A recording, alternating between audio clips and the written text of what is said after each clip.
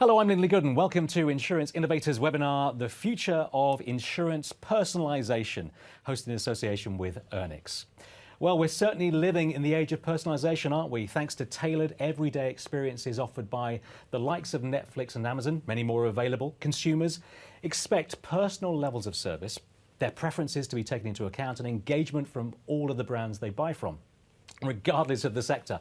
It's clearly been driven by the coupling of new technologies and better insights from data, and companies that offer personalization already are reaping the rewards. A survey recently conducted by Insurance Innovators and Earnix suggested that 81% of insurers who personalize their products are seeing a significant increase in customer retention. But it's important to note that we're talking here about the personalization of product bundles and not necessarily the personalization of marketing communications. The conversations that you have with customers, there is a big difference. And over the next hour, we'll be exploring the forces behind the personalization movement, how insurers should best approach it, and the benefits they'll be able to get. And if you'd like more information on the survey I've just mentioned, then the related report by Earnix and Insurance Innovators can be found on your webinar feed. Now, let's meet our fantastic panel today. First of all, to my right is Yaron Lavie. Hello, Yaron. Hello, good afternoon. Good to have you with us. Yaron is Vice President of Products at Earnix. He has over 15 years of experience in delivering and defining advanced solutions for financial institutions worldwide. As VP of Product, Yaron leads Earnix's product management team, responsible for the Earnix product strategy and the roadmap. Before joining Earnix, Yaron was founder and CEO of Pareto Pulse, developing and marketing predictive analytics solutions to global financial institutions. Great to have you with us today. Thank you. Next we have Ingrid Woodward. Hello, Ingrid. Hello, Lindley. Good to have you with us too. Ingrid is Head of Claims Excellence at Zurich. Now, Ingrid's known for mobilizing teams and identifying opportunities in operational performance, enhancing service capabilities, connecting value to customers, and driving indemnity improvements. She's focused on building talented, customer-connected teams, and she's held a number of operational and transformational leadership roles, and is now heading up Claims Excellence at Zurich. Great to have you with us too. Thank you. Thirdly, we have Dan Robinson. Dan, hello. Hello. Good to have you with us. Dan is Product Change Director for Personal Lines at RSA. Now, since starting out in manufacturing and consulting, Dan spent the last 20 years in financial services. He has 12 years of UK insurance experience with a strong emphasis on motor, for example, leading the Green Flag business, and as head of motor and SME at More Than. Dan's now focused on leading both the technology and the cultural transformation of More Than, working to banish legacy platforms and move the business to a culture of fast-paced and customer-focused agile change. Great to have you with us. Last but not least is Michael Musio. Hello, Michael. Hello. Good to have you. Michael is the CEO of Now4Cover. He started his career as a graduate trainee at ITT London and Edinburgh, where he designed products for the first ever small commercial quote comparison service. He spent 14 years at Towergate, helping to shape it into Europe's largest privately owned intermediary. And in 2013, he took the innovation up a gear and founded Now4Cover, a digital full-stack lines intermediary. Great to have you all with us today. Right, now, there's lots to talk about, and I'm sure that you have your own questions and comments wherever you are in the world, so we'd love you to put them to our panel today. Very simple, very easy. Either send them in using the Twitter hashtag, which today is Insurance18. Be publicly minded, let the world know, or the webinar feed on your webpage. If you're watching us live, we'll get to as many as we can towards the end of the discussion. Your voice will drive the last 10 to 15 minutes, so get in touch whenever you have a question or a comment for us. That's fantastic. Right, let's crack on. We're going to be talking about the benefits of tailoring insurance product bundles to individuals later on, but first let's identify what personalization really looks like in insurance and how to understand the consumer demand for it. Michael, kick us off. You know, what does personalization really mean, do you think, to insurers, if anything? So what I think it means is starting with the product. So we've done pricing personalisation for many, many years, but actually what we've done with the product. So a personalised product is one where we start again, take all the inner limits in a product, any fixed exclusions, get rid of them, and actually build them into a journey or a data feed, and actually build products which can flex and adapt around customers' needs. That's definitely what personalisation means. For insurance, it's a complicated picture, and perhaps we're not quite where we should be. Dan, what do you think? So I think that's right, but I think it's slightly broader than that. So I think customers want a slick, easy process of dealing with their insurers. I think they want reassurance that they've got the right cover, and I think at the moment of truth, when they need to claim, they want that claim service to be efficient and fair. Yeah. And I think personalisation provides us a route to improve in some of those areas. But I think if you asked a customer, what do they want from personalisation, they wouldn't have a clue what we're talking about. So take that customer perspective. I think Michael's right, but I think it's a bit broader. It's tailored. It works for me when I want it, how I want it, where I want it. All that good stuff that insurance, in many ways should have always been doing, and certainly relationship was part of that. But now we have glorious data that, and we all know it. We all pore over this all the time. But is insurance getting it right? So I think right now there's probably a difference in terms of personalization around communications, which is done pretty well. But when you look at actually the personalization of products, the majority of insurers are simply not there. Yeah. So obviously there's personalization of price, which is very, very common. That's kind of that's something that everyone's doing. But at the end of the day, when you as a consumer buy an insurance product, most insurers take pretty much a one-size-fits-all approach, and there's a lot of room for personalization that's there. And we all buy our tariffs, whether it's a business, whether it's as a personal line or injury or whatever it might be, and we can still see, if we look close enough, that there are products that are off the shelf. Essentially, they're built together. Ingrid, what do you think? I think, insurers have been playing around at the periphery of what it means to personalize. And you have menu selection that you can take from, but ultimately we haven't quite got to the space of understanding our customer needs. Or if I flip that to say, do customers really understand what they want, or have we educated them enough? And it goes back to also the concept of trust as well, from an insurance industry. Why should I trust you that you're going to personalize for me? Or is it that you want me to pay a higher premium in that respect? So I think it goes broader than just simply personalising. I agree with Dan that it's much broader. How do we get past this situation that everybody knows, everybody watching us today knows, is that actually with insurance, the less interaction I have and the less I pay, the better. I'd really rather not claim anyway. I mean, how does personalisation fit with that, Ingrid? How do you think insurance views personalisation? Is there a way to build that relationship, that personal relationship? It's definitely starting to shift.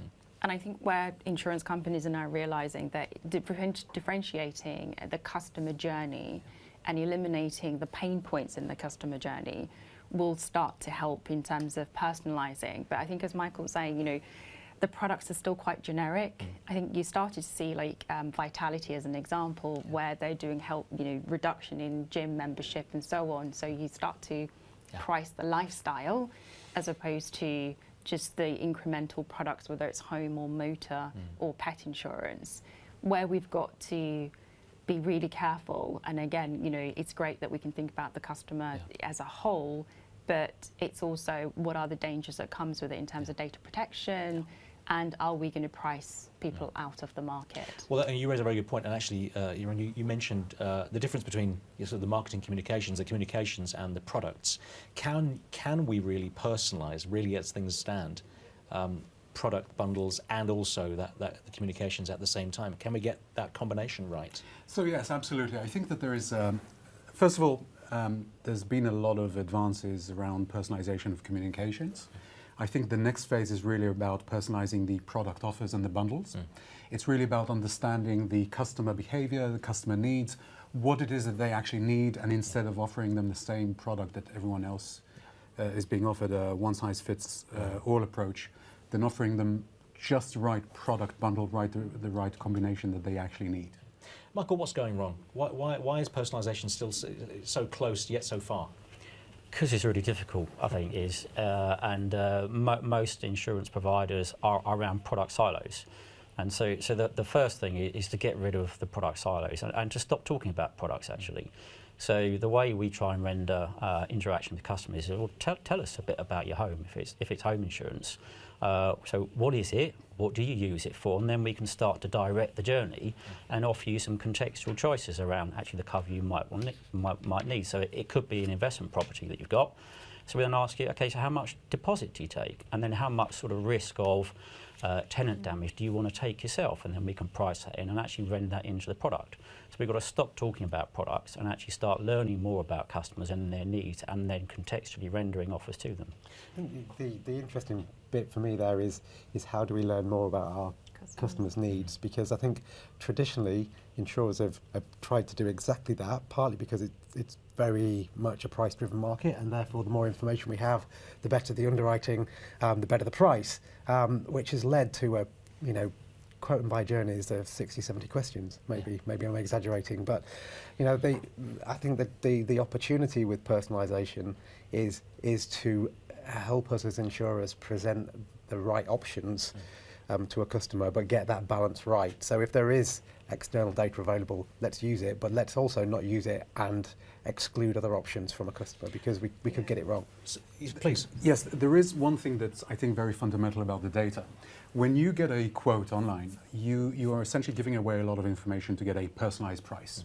That information by itself actually reveals a lot of things about your needs. So, in fact, a lot of the personalization could be achieved on the product level just by repurposing the information that you already have and use for pricing.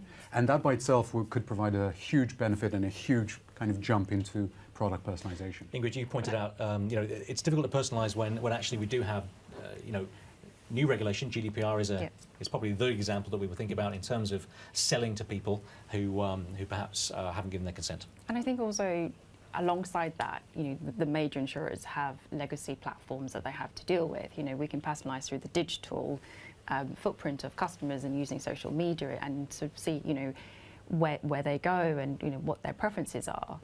But we are not in a position as yet to truly capitalise on that from an insurer's perspective, because the larger insurers, we have so many, I guess, hurdles and frameworks to jump through. That we're not as agile and nimble as a smaller, say, insurtech or in the sort of. We still have to comply with the same regulations, though. It's just we approach it from a different mindset. So when we build our products, we think what are consumers after? So they're after certainty. So if we know, or if it's too difficult for a customer to work out something, we just say, "What are you insured?" So you're home. Tell us a bit about it. I don't want to know what the rebuild cost of that is, because actually that's an unfair question to ask. Tell us some stuff about it. You're insured. If we couldn't possibly know what you have, i.e., I've got a £20,000 Rolex on my wrist, ask. So we think those two sort of clear fundamental principles sort of direct a lot of the way that we operate. Is there something about, we talked about, almost the trap that the industry is in with the regulation, with the amount of information you need to make a good underwriting decision and how you get there. Are there ways, is it about being inventive, Dan, to get rid of the one-size-fits-all? Is it about thinking differently? Or, as Ingrid said earlier on, we've talked about lifestyle in our world many times, thinking about the lifestyle, thinking about the next steps that person might want to take with their cover in mind. Yeah, so I think it absolutely can be done, and we are starting to see that happening. So simple things like pre-populating from external data. The data is out there that says, actually, if I know your address, I know what sort of house that is, I know how many bedrooms you've probably got. And from there, I can probably assess, I'll give you some help in selecting the value of your contents insurance. Because actually, if you've got a 5-bedroom detached house in Surrey, £20,000 contents probably isn't enough. But I can't make the assumption that that's true. I still have to, I think, provide the customer the opportunity to input to that. None of us in business, whatever business we're in, know exactly what that customer will want next. But there's a conversation to be had. There is also good data out there to indicate the behaviours, the trends, and that's how you work. That's how you have that conversation once you have that data. So shaping that, getting insights from it is fundamentally important to taking the next step. Is there still a problem there? I mean, Michael, for people who are getting it right, I would say online-only insurers, what does personalisation mean there? Would you use the word online only? Definitely not. Okay. So we use the term digital. So anybody can sell insurance online. It's been done for years, and that basically just takes your existing products, stick them online in a PDF format, as opposed to you get a hard copy in the post. Yeah. Digitalisation is actually taking the contract and every single variable that's in it, in a limit, render it in code. Render it in code that can then be adjusted. either be adjusted by a consumer, i.e. I've got a £20,000 watch I would like to insure, or a £10,000 carbon fibre racing bike I would like to cover that I use for racing at the weekends, or render and adapt based on data feeds. So we see the future as very much about being connected to devices and the intelligent assistants. So, is there a briefly before we move on, because we're already getting into it, is look, what's the biggest block for the insurance industry? What is hampering insurance the most? Is it the legacy systems, Ingrid? Is it the attitude? Is it the insight? What is it that perhaps needs to be leapt first? What hurdle needs to be leapt first? I don't think there's a silver bullet, and it's a combination of factors. And I suppose the organisation I currently work for, we've taken the approach digital by default, and therefore, if everything we do is supported around the digital by default, and to Michael's point around being digital, not online, and I absolutely agree that we need to be more savvy in terms of how we collate data from customers' digital footprint, and not bother them with a series of questions and multiple pieces of paper. I think we then start to make the leap. Okay, look, from the recent survey that I mentioned earlier, we also found that 89% of insurers say that market of one personalised product bundles will be standard market practice within 5 years. So that reflects a really strong reaction to consumer demand. It is there, particularly interesting in an industry that consumers haven't historically really wanted to engage with outside claims and renewal time. So Yaron, why is it, I mean, we've talked about personalisation for a long time, but why now do you think it is particularly timely, particularly relevant to talk about personalisation?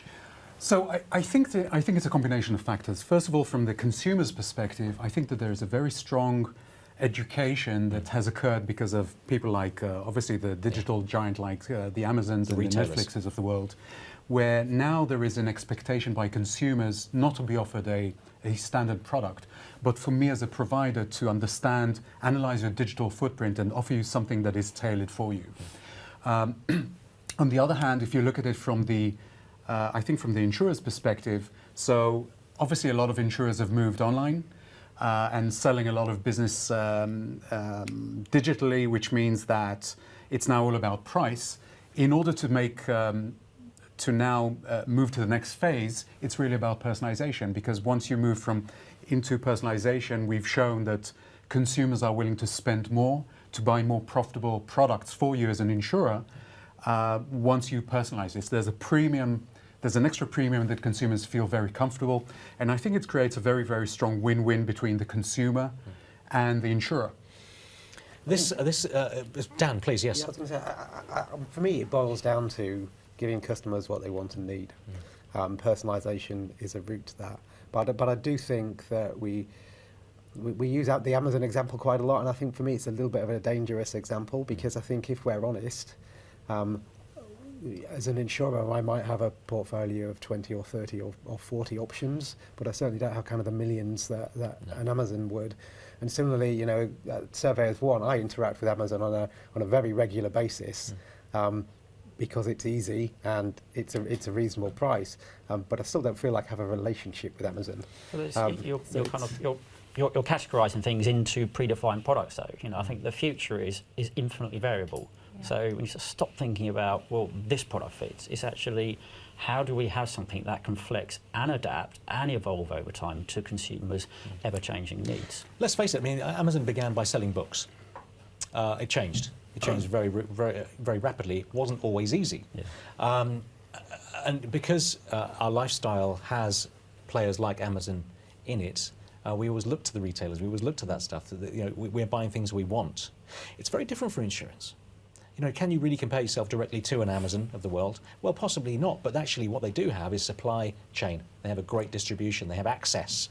Ingrid, I mean, I think that's the key, isn't it? It's the end-to-end and eliminating the pain points for customers, whether it's, right at the application phase all the way through, and it goes back to the moment of truth, that if we don't make it seamless and painless, then I guess we'll always be comparing ourselves. And I actually agree that I think Amazon is a bit of a played out, and Netflix, I think, is probably also reaching a saturation. Customers are changing, and their demands are changing. Yeah. And I'm not sure that we're yet in a state to truly understand what customers want. And I also, think customers know what they want. I don't think They don't want to bother with insurance. It's a hassle. They just want to do it for as little cost as possible, for as little interaction as possible, but with the certainty But do that they we know can the step in product that and they get there. want? You know, I know you talked about not having the product, but I'm not sure that they fully, truly understand, you know, what are the things that I will need as my life evolves, you know, whether it's from And I getting think married, having kids, And you I know, think moving that's where through. an analogy with like music is really powerful. So that's become much more curated. So I love my music, and I've got a big collection of CDs, and I thought that's never going to change. And as soon as I got Apple Music, I never bought a CD again, and that change really shocked me. But again, because it's a great service. That's not a grudge and- purchase. That's something you want to interact exactly. with. Yaron. Yeah, I think that there is, you know, I think we need to be very realistic here in terms of what can be done in, you know, in light of the regulatory environment and of legacy systems. But if you look at, let's take something very specific, very, you know, kind of a very concrete example of someone shopping digitally for motor insurance. Okay, and we work with many motor insurers worldwide, you typically see that when you look at the product catalog that they have, with all of their legacy systems in place, they could offer hundreds, typically the number is between 500 and 10,000 different product bundles. The reality is that the average insurer offers between 3 and 6.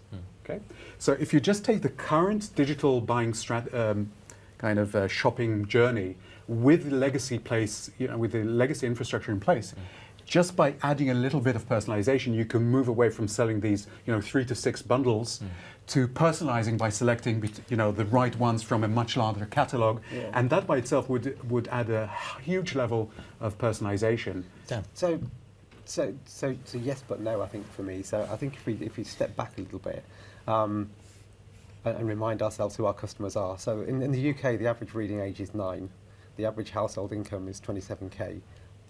And averages are dangerous, and we can't draw too much from it really. But generally speaking, people want their insurance to be cheap, decent value, and pay out, and not really want to have to think about it. So I think the more options we provide, sometimes the more difficult and the less that meets customer needs. I think that the beauty of data is about being able to tailor what we offer, but to do that and, for example, not present a product which the customer might want on the basis of what an algorithm says, I think is where we get into that kind of interesting territory about, you know, even from a regulatory perspective, is that okay? It's not just about what the algorithm says, it's about actually taking relevant information and actually rendering that back to the customer in a way that they can understand. So just a very basic example, like 96% of homes in the UK are not heated by oil, but we clutter up a home insurance contract with a whole bunch of stuff of loss of oil, escape of oil, theft of oil, all that kind of stuff, and it's just clutter.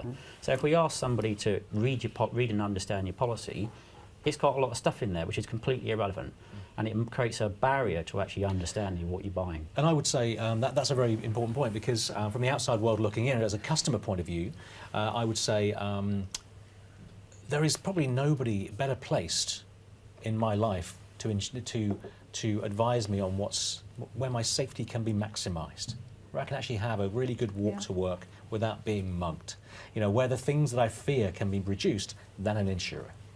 And actually, that's a great place, a trusted advisor place that you can really use. And it's interesting that, you know, that relationship could very well be built. It's interesting that from a consumer point of view, that might be an interesting prospect. But Ingrid, you know, back to the technical side, have new marketplaces, new platforms, have they given a glimpse of hope in terms of the improvement of personalisation? I think they're helping, absolutely, and I think you probably hit the nail on the head in terms of, you know, let's just face it, insurance is a compulsory product. It's, you know, and whether we describe it as a commodity or something that you must purchase or need to have, where I think the opportunity exists, if you take the internet, connected of things, etc., is to give the advice about certain things like the loss prevention, or, you know, if it's a building, I'm talking about sort of from a commercial perspective in the SME market, it's the risk mitigation. And also being able to inform businesses of things that they don't know, that they don't yet know, you know, about their business or about the industry that they're in, etc., and where that's going. So I think we are starting. I think we're on that edge, Yeah. and I think we, sooner or later we'll start get the momentum and build up. Yeah. But if I take the draw the similarities with the fintech and banking, we see that big banks have taken the lessons learned from the smaller startups and incorporated that into their strategy as well. And become a much more dynamic, from a consumer's point of view, a much more Absolutely. dynamic industry to be involved in. I can check everything, and we have, we have my own aggregation right there. It's a very interesting thing, and we all know that from our personal lives as well as. And I think that's where the professional lives. opportunity then exists for Yeah. insurers to operate. How about product bundles, Dan? How can our digital footprints as consumers start to hopefully reshape product bundles, start to offer a level of personalisation, at least influence the bundles available to me? Yeah, it's a good question. So I think, first of all, as insurers, we've got to start out with the right intent. So if our intent in personalisation is to help customers get the right products for them and to have a great customer journey, then we start off from the right place. I think if we come at it from a how do we maximise our profit point of view, we end up doing the wrong thing. So first of all, start with the right intent. I think secondly then, it's about being upfront and transparent and remembering that we as insurers don't own that data. It's customers. We've got to avoid the creepy position whereby we're presenting things that it's not clear where it comes from, but continue to keep the customer at the heart of what we're doing and doing things for the right reasons. Fundamentally, as a customer, need to know about that. I need to know that actually this is how it's being used. I need a relationship. Data, how can data start to really practically inform the way products are offered, or perhaps the products that are being offered? Yeah, so data is everywhere. So the example, like if your home isn't heated by oil, don't stick it in. So there is data out there, not necessarily 100% complete and accurate, which can give you a good indicator of that. So use the information that's out there to render the contract and the product back to the customer in a completely tailored way that they can actually understand. So there's a conversation during the contract. It's a dynamic process. Yeah. So it's a dynamic process of understanding, what it is the customer wants to protect, and more about them. So is a home, what is it? What do you use it for? And actually start to build hybrid propositions, because we've got people like that do Airbnb hosting. So it's kind of a home insurance contract, but they're also sort of a part-time landlord as well. So we've got to start to think of propositions in a much different way, and so that the traditional products just don't work anymore for these kind of people. Yaron, this is a really interesting. How can you start to, from a technological and advice point of view, how can you start to do this, take that process, put yourself on the road to success, using new technologies, using data better? How can you start to take that very important step? So I think what you need is a combination of a number of things. First of all, it's data that we talked about. So it's having the right data, and that's actually pretty tricky. You need to make sure that you gather the right data, you store it in a way that could then be used. Then you need to have the analytical tools in place that deploy things like machine learning and AI that can help you understand customer behavior and what customers actually need.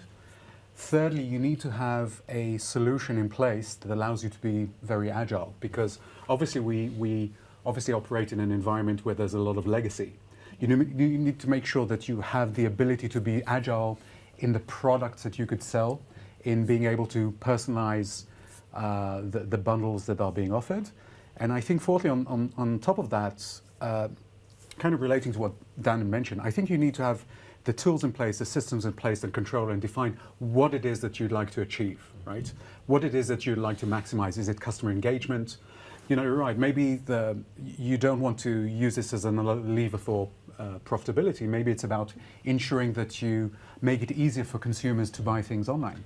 Agility is a fundamentally important point in anything to do with insurance. Agility is difficult to achieve, especially with the processes involved.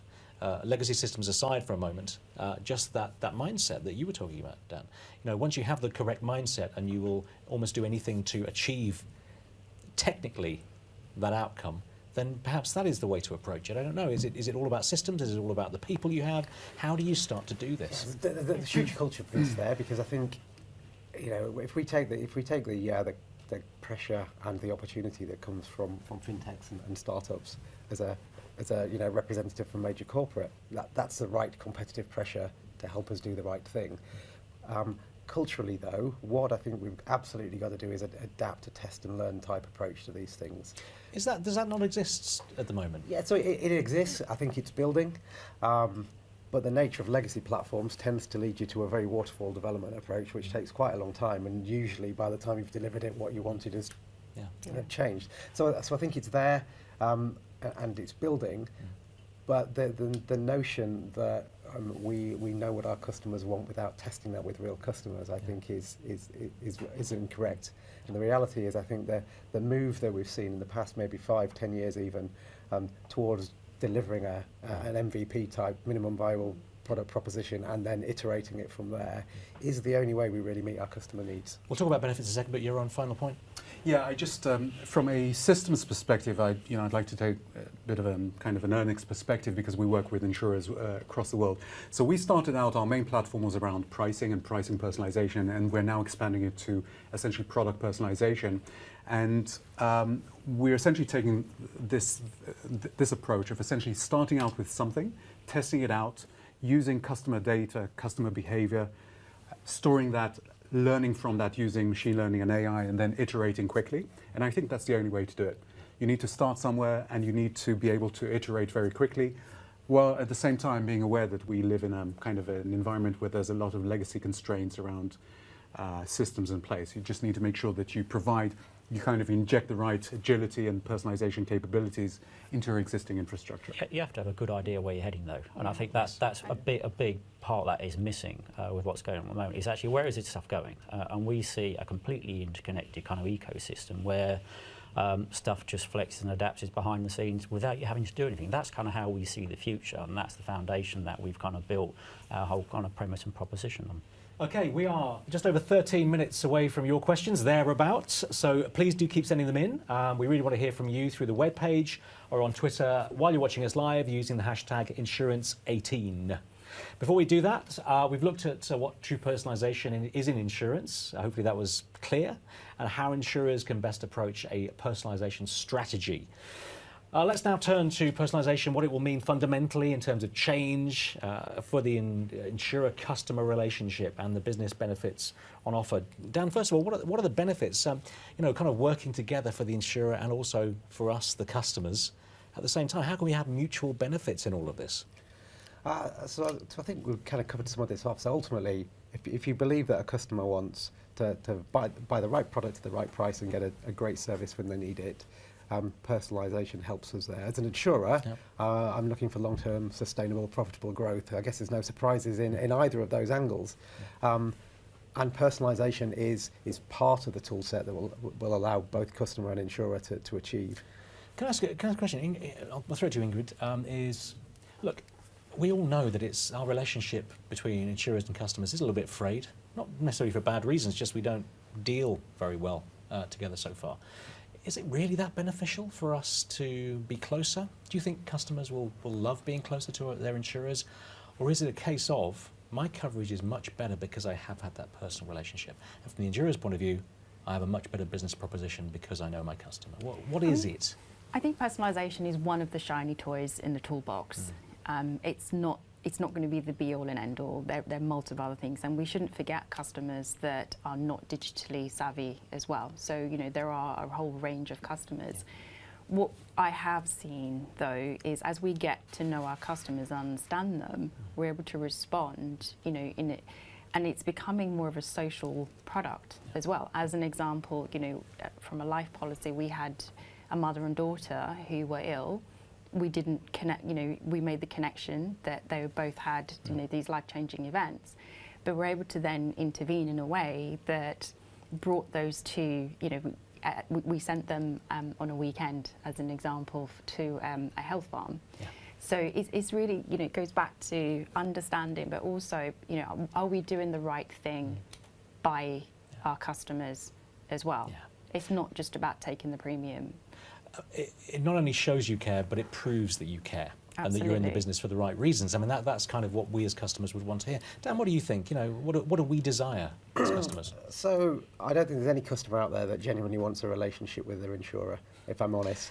Does it have to be that way? I don't think, maybe it doesn't have to be that way, but but genuinely maybe it should be, because at the end of the day, I think we've got a really important social function as insurers, and I think we shouldn't fail to recognise that. And actually, as a customer, when they have a life-changing event, when they have a fire or a serious car accident, it's our job to be there for them. So I think first of all we've got to focus on getting that right and doing the right thing there. But I think just in the example that you gave there, the truest form of personalisation comes from people being people. So the first step an insurer can take, and I don't believe there is any digital insurer that doesn't have some element of call centre, for example, behind its claims operation. The first step is to allow people to be people and to give them the freedom to have truly personal interactions. Well, something we haven't really talked about today is it's something that is talked about a lot in terms of customer experience, is lining up all that information so the people who are people you can meet and you can talk to, not necessarily the bots, but the people do have information at their fingertips which is timely, relevant, has a fairly clear view of that customer. Yes, GDPR may be something you need to handle, but you have a clear view. That personal touch, if all that data is correct, timely and accurate, well, you're winning, aren't you? Yes, yeah, absolutely. And I think, by the way, we talked a lot about digital, but I think it is important to note that a lot of the capabilities around personalization could also be used to drive human interactions. So there's no reason that, if you're buying insurance from a human broker, there's no reason that human broker wouldn't be using any additional personalization tools and also provide his or her own personal advice on top of that. It's there, and in a lot of cases, this is something that could empower the process and keep this personal touch as well. Can I ask you a question, Ingrid? With all this talk about, today is about personalisation, whether or not that's the right term to use, as we talked about very early on. But from a selfish point of view, is personalisation a good strategy to block the insurtechs from coming in and owning all the customers? Is that the right thing to do, or is partnership really important? I think I would probably rephrase it in a different way to say it's more about collaboration and using the insurtechs to allow us to work faster and remove some of those pain points. And as an example, we partnered with an insurtech on a chatbot, and that really helped us during a really bad weather event. And as a result, we saw the number of claims notified, through that channel increase substantially, which then allowed our people to really focus on the claims that really matters in that part of the journey. So, it's going to be something that you work hand in hand with, and it's also helped with the mindsets of our people internally as well. And it's a tough question to ask because many people watching us today will be from insurtech, so really, really welcome. This is not meant to cut you out. It's just an important question for possibly many incumbents that actually that's a factor. But Michael, what do you think? I mean, that working together piece is in so many industries, so many sectors, not least financial services, has become one of the most important things to get right. Absolutely. So, you could call us an insurtech, but the thing is, we operate in the insurance industry, and you have to collaborate in some shape or form, whether it's distribution, whether it's capacity. So we're an MGA, so we work with insurer partners. So you've got to get that right, and it's leveraging the assets that each partner has, trying not to duplicate anything to deliver a much better outcome to the customer. Because fundamentally, this is a trust product that we're selling, and we want customers to trust that if the worst happens, we will step in and do that. And personalisation is, I think, right at the heart of that. Because if it isn't personalised to the consumer, they don't get that level of certainty. Dan, how important do you think in our brave new world of financial services, how important is growth, and is personalisation, getting it right, the key to growth? I mean, I think we've got to almost define growth, because we talked about customers a lot, so you've got to work out whether growth is actually a better relationship with your customers. What do you think in terms of that relationship between personalisation and growth?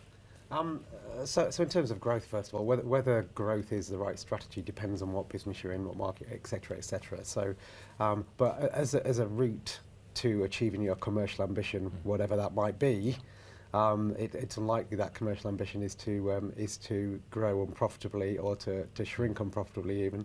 So it can help, but it is part of a broader toolkit of things. But it's similarly, it's not the silver bullet. It's important but you can screw up other stuff and get personalisation right and still fail. I'm going to ask anybody else whether the business development teams within any business will say, we want to improve, we want a bit more money coming through the doors, and we want to grow. Anyone disagree with that? Whether with what Dan said about the importance of growth, whether growth is important. Anyone come across a resistance to that idea that maybe the customer relationship's more important? Well, anybody can grow, and as the old adage, anybody can sell cheap insurance, but actually it's doing it sustainably. So it's doing it sustainably where you actually meet the obligations with the partners that you're working with. And also that your acquisition cost, you can cover those and you can retain customers. So it's about doing it sustainably, because there's quite a few insurtechs raising lots of money, and it just gives them loads of money to kind of throw at the problem of customer acquisition. But it doesn't necessarily mean it's fundamentally sustainable. So growth is great, do it sustainably. That's the hard part. Yeah, I think that there's a question of the key fundamental business targets that you're focusing on. So in a lot of cases, we see traditional insurers focus on growth of revenues of certain products. Yeah. I think when you turn the equation around personalization, and one of the metrics that you use is customer centricity and understanding of your customer, you can grow by measuring how personalized you are. And so achieve growth not by essentially just hitting kind of hard revenue targets, but by deeper engagement. They're inevitably going to be there, but is there a shift? Is there starting to be a shift in terms of how you measure your success, your growth in certain areas, rather than just? Are you seeing a change, Ingrid? I think so. I mean, from my organisation, the focus is on Net Promoter Score, and it's understanding, what customers are telling us right at the outset. And then how do we take that information and improve and continually improve and feed it back into whether it's a policy development or whether it's a distribution channel, etc. So you start in interrogating that information and building a proposition. But I think Yaron is right. It has to align to your long-term strategy as well. It can't just be a quick thing, which is sort of today's golden egg. We have to think about how that aligns with a longer term strategy. The difficulty is we're in an industry which is large, and so the pressure is there all the time. Do you think the insurance industry as a whole has some work to do in terms of its sort of attitude to customers? Because actually, let's face it, old school way of doing things is to look at customers as a golden goose, if you like, something that's going to bring in the money, and that's it. Change to be made? Definitely, and let's be honest, we wouldn't have the FCA with growing powers operating in the way they were if there wasn't a problem to solve. Yeah. So in the UK, there's a problem to solve. I think we're moving in the right direction, but I think there's still plenty of space to go. And I think that we've mentioned it before, but the pressure that comes from insurtechs and startups is good. The pressure that comes from the regulator is good and is the right thing and is the right catalyst for us to change. But I think we have to do that internally as well. We have to do that because we believe it's the right thing to do. We talked quite a bit today, actually, which we didn't plan to, but it's really interesting about that idea of marketing communications, if you like, and product bundle offerings. Michael, do you think that if we get personalisation right, we get tailored products that are useful to the consumer, is that going to improve brand awareness? Because we all know we're living in an age where actually brand awareness is going to bring you business. Is that the way to look at it? The personalisation can tie directly to awareness. Yeah, definitely. I mean, I think brand has changed. So the concept of brand has changed significantly in the sort of the technological age. So, what does brand kind of look like to us? I mean, a lot of it we see as social proof. So we ask for feedback on every interaction, and we publish that straight back to customers. So we're very open about that because we sell a trust product, and we want to be able to demonstrate to potential customers that we are a trusted brand. And that was quite a brave step to do that. But it requires you then to really focus on doing the right outcomes, doing the right things for the customer. And if you've mucked up, we're not perfect. We're always learning. You've got the ability and the feedback to actually do something about it. And that openness, I think, builds, it then becomes part of your brand and your brand values. So part of our brand values are we always give our best price. We don't negotiate, is the flip side to that. So but consumers are being conditioned to effectively negotiate with your insurance provider at renewal. Yeah. It's just kind of what you do. Yeah. So we get some people say, okay, you've given me 40 quid off last year. Come on, what's the best you can do? And we've already said that is the best we can do. And that's really important to us. So we don't negotiate. There is no price flexibility. If we offer you a price, it's always our best one, because that then will reinforce our brand values. Something else that's really interesting to me today, and Dan, you talked about it earlier on, is the product. It's how that relationship, starts to build a better product offering. And this is one of the fundamental things about developing new products.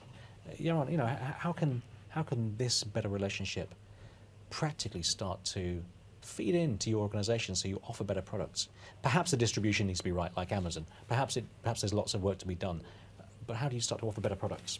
So I think once you're able to personalize and you have the infrastructure and the awareness in place, you can start looking at individual product components, and rather than having them as standardized, they could be personalized. So, taking the kind of motor insurance example, let's say you have a certain type of roadside assistance service.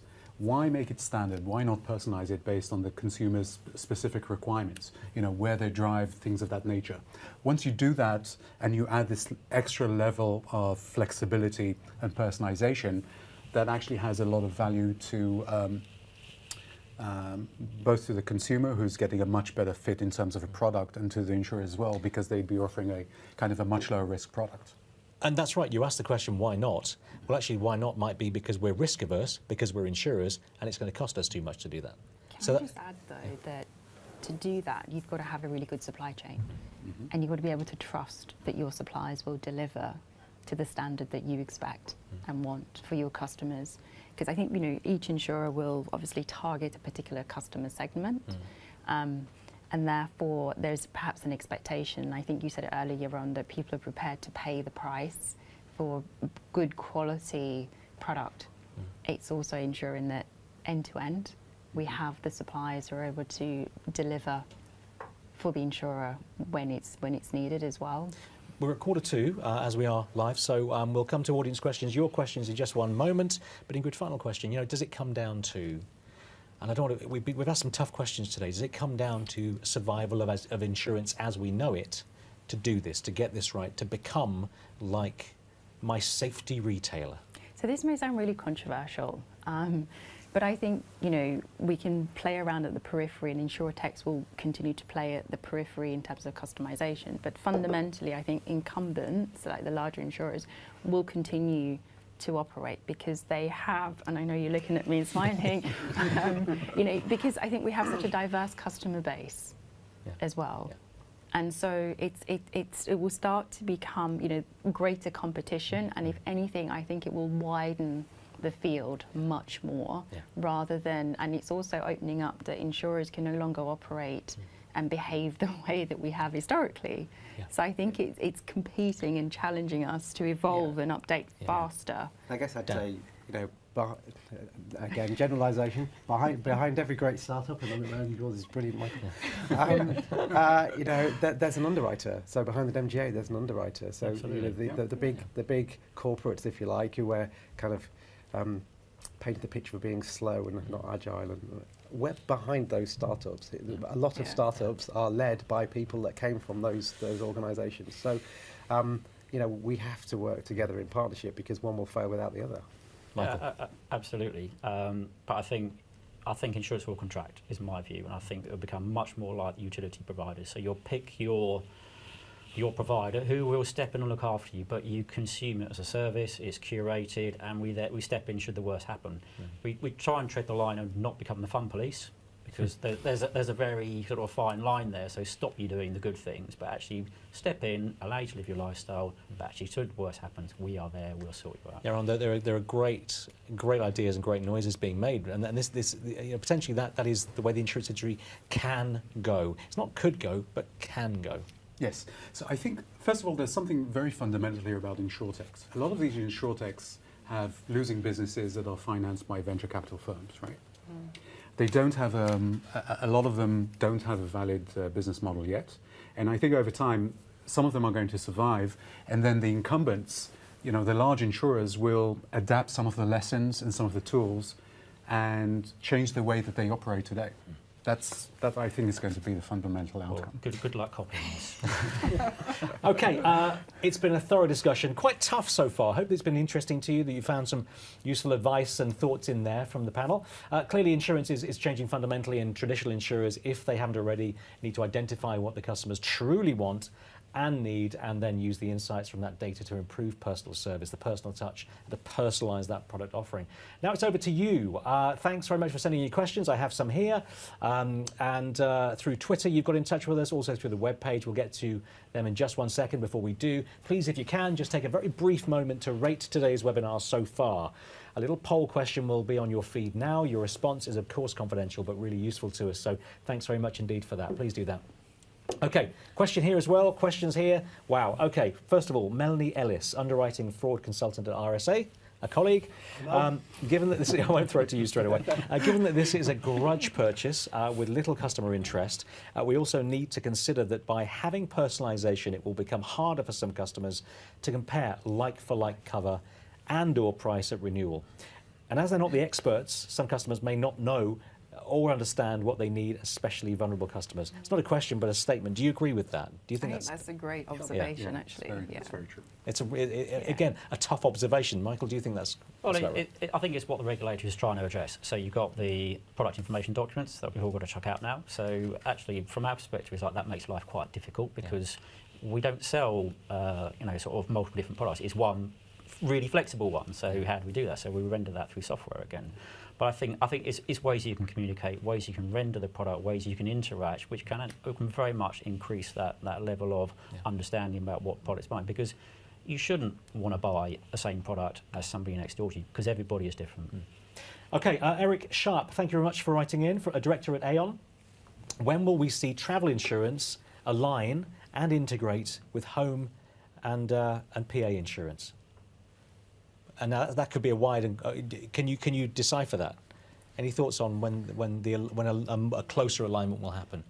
Well, yeah, when assumes it will. Now, none of those products are my specialism, but I wouldn't be convinced that they necessarily will.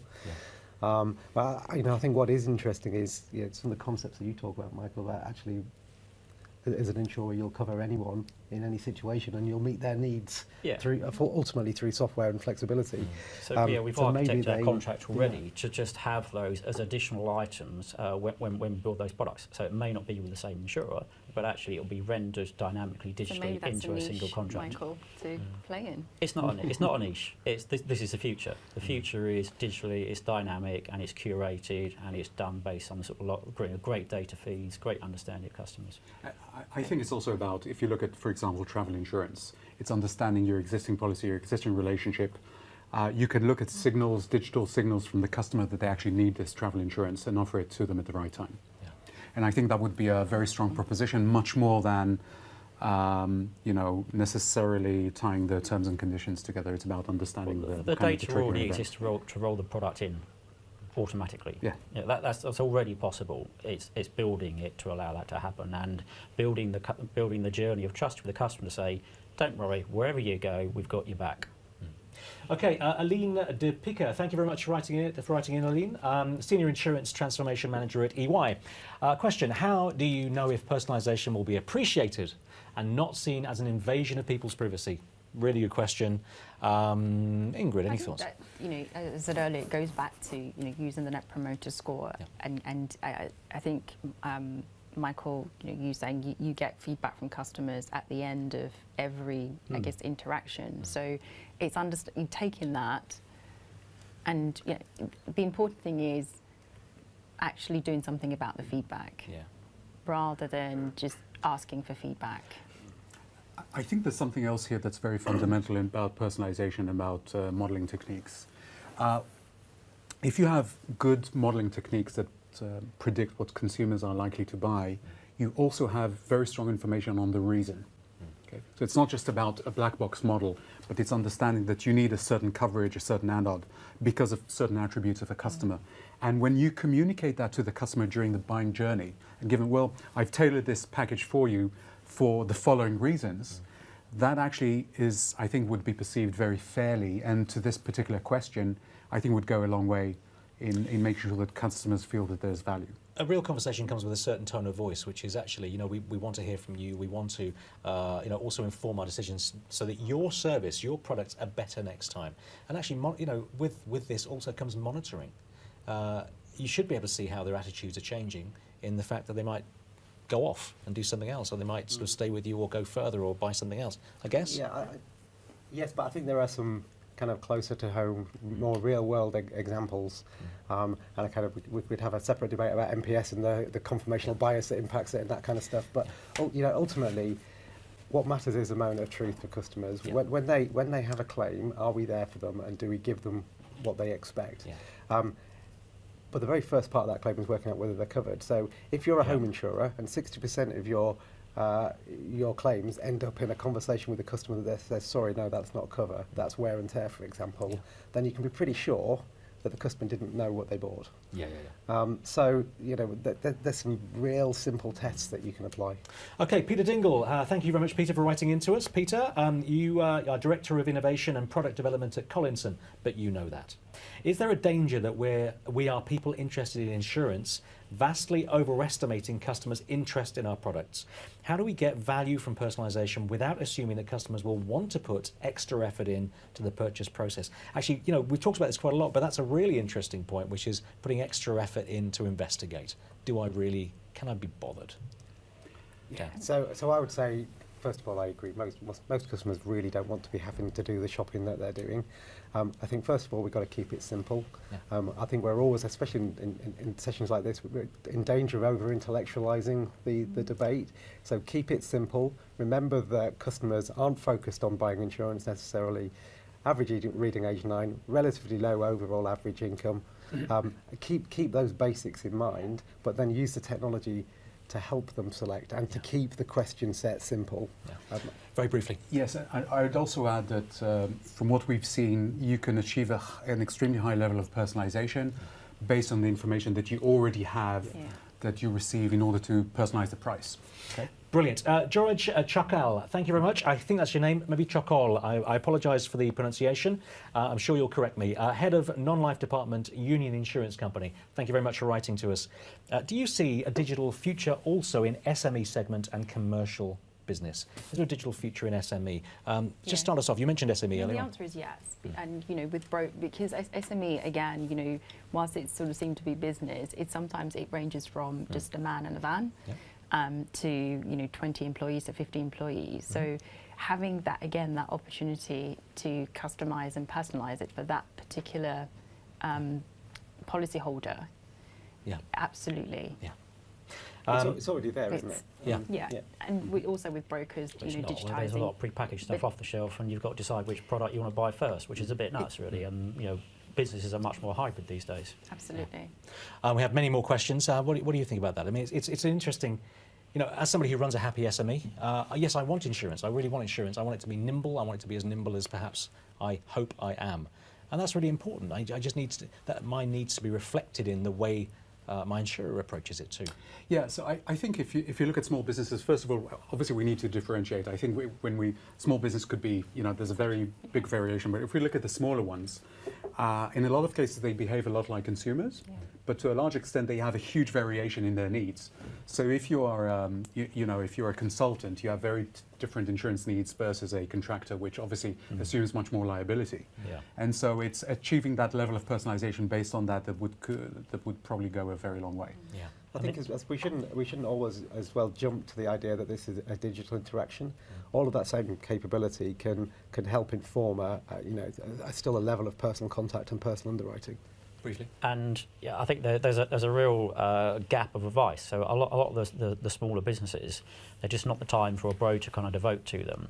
So they don't really understand the products that they're buying, and they have some quite diverse needs. So by making the products much more sort of tailorable, personalised, you can almost like bridge that advice gap. But we would like to. SMEs are probably wiser in their spending than most consumers are in many ways. Yes, they are. And I think that there is, if you look at the ability, the propensity of small businesses to buy based on based on personalization, I would assume it would actually be much higher than for consumers. Okay, I'm afraid that is all that we have time for. I do hope that you've enjoyed the past hour and that it's provided some really useful tips on the types of personalisation that you could be offering to customers and why it'll benefit your business as well as the insurance industry as a whole. Thanks very much for sending in your questions.